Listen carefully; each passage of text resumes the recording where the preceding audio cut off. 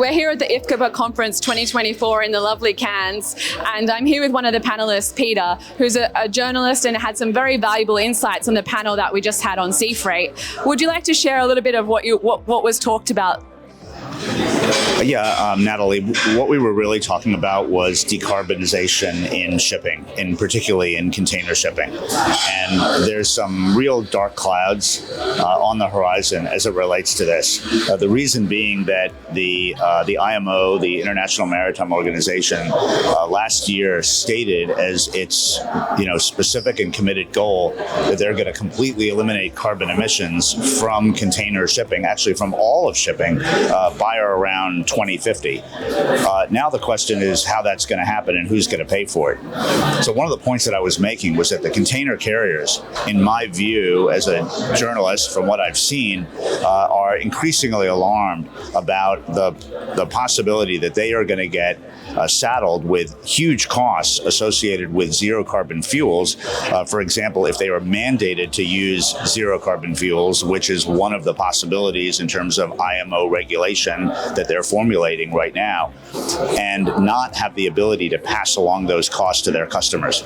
Because if you look at the cost of zero carbon fuels related to regular bunker fuels that are used in the industry today, it is 3, 4, 5 times, or if not more, expensive versus fuels that are used today. And the reality is that, and we heard it in the panel, that customers, exporters, importers, retail companies, consumer products companies, manufacturing companies, mining companies, you name it, who are the owners of cargo that are moving on container ships, highly reluctant to pay any additional cost for these fuels, and think that it's actually not my problem, it's the ocean carrier's problem, it's somebody else's problem. And so if that happens, and if the ocean carriers are not able to pass along these costs, what happens? Well, it could be that many of them go bankrupt. It could be that there is even more consolidation in the industry. You end up with 1 or 2 massive providers in the industry. Shipping lines, that's a bit scary, actually, if you think about them. Like 4 or 5 of the shipping lines, and there's only 2 choices. That could be quite frightening. Absolutely, for exporters, or for any customer buying anything, it doesn't matter. You only have 2. You only have 1 or 2 choice. What's going to happen to your choice? What's going to be the service quality if there's very little competition? What could eventually happen to the price later on if there's an oligopoly or a monopoly? So this is one of the reasons why the industry actually is pretty concerned about this right now. It's kind of a concerning topic, and I heard you say that there isn't much of take up on the eco containers when I was listening to the panel. But also, if we think about the future,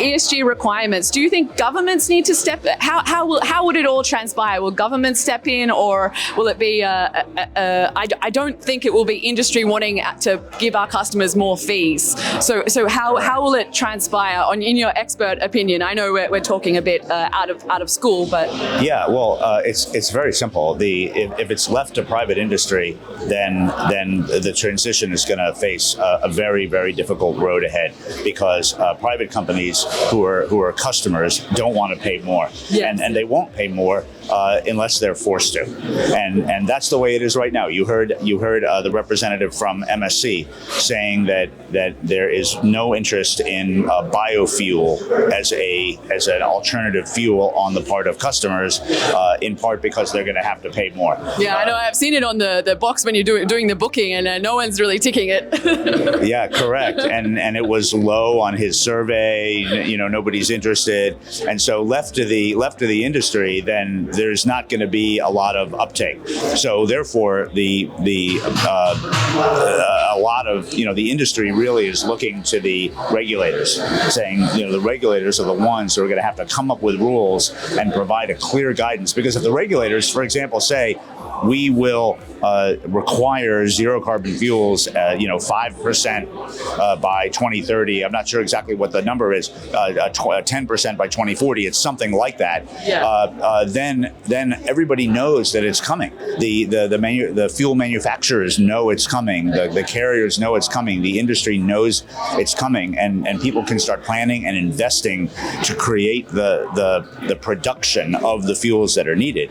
Without that, you don't know how much demand there's going to be. Why would I invest many billions of dollars in a brand new methanol plant or ammonia plant or something like that to meet demand that I don't know is actually going to materialize? Yeah, it's very interesting. It's a very interesting space, and I think there's many future things to look forward to. And for our viewers, how can we read or find out more of your valuable insights? So I lead the Journal of Commerce, which was the daily shipping newspaper of New York City. It goes back to the early 1800s, and we're still a team of hard-nosed shipping journalists covering the industry on a day-to-day basis.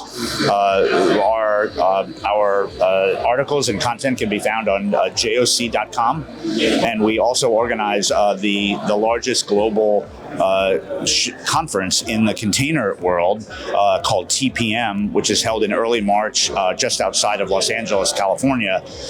And it's an increasingly global event where we're talking about global issues. It's not just it started as a U.S. event. It started as essentially a West Coast event, and it became a North American event. Now it's very much of a global event. And the 25th anniversary of that conference will take place next March 2nd through 5th in Long Beach, California. Long Beach is a very nice destination. Well, thank you so much, Peter. You have very valuable information, and thank you for spending the time with me today. Good. Thank you very much. Happy to be with you.